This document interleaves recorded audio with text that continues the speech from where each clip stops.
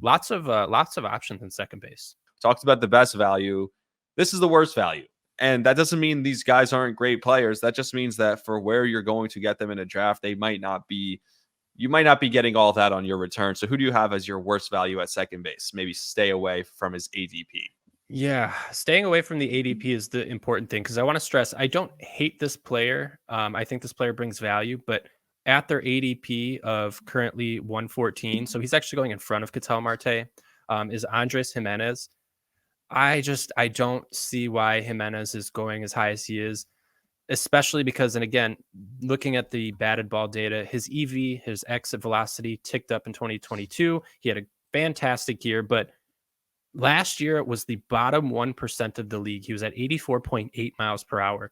That is like Asturi Ruiz, like you're not hitting the ball hard enough to really do any damage. He had a below average WRC plus.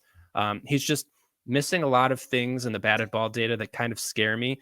Yes, he's going to steal. He's got some speed, and he's also a fantastic glove, which is going to help, but not hitting the ball hard, and he chases a lot too is another thing. I'm just not in on Andres Gimenez. I think he continues to fall this year. Maybe next year, if he has a horrible year, might be a good year to scoop him up, but at his ADP of 114, I am not touching him. Another guy who his ADP just I don't love. I think it's in the 120s. And to me, I think a lot of people who watch baseball and like baseball might think that he's this great player because when you watch baseball as a fan, he gets hyped up across the league.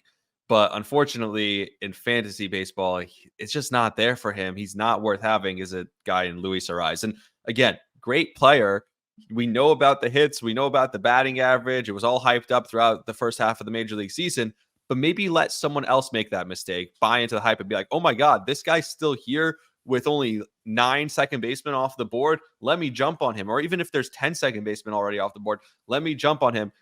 I'm telling you, that would be a mistake. He's a batting average guy and batting average alone. He doesn't steal bases. He doesn't hit for power. And not only that, if you're playing in a league that values total bases, which a lot of leagues count total bases, so you're looking for doubles, you're looking for triples, you're looking for home runs, he's really only hitting singles.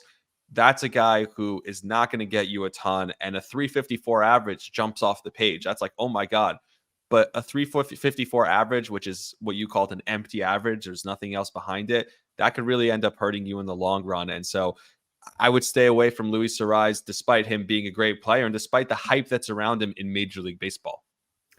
Yeah, and I think if you do a good enough job building your team, you don't need a guy who's going to carry your batting average, because having him, yeah, it helps your batting average, but it's going to actively hurt you in power. It's going to actively hurt you in speed, and your counting stats aren't going to be that great either. He's not, the Marlins aren't a team that's going to put, top 10 scoring in baseball up. Like, they're just not going to do it. They don't have the offense for it. So yeah, I agree with that. I think that's a phenomenal pick. And actually, when you put that on there, I was like, oh, how did I not think of that? But yeah, no, I think that was a phenomenal grab. And I actually see him going at 160 for his ADP.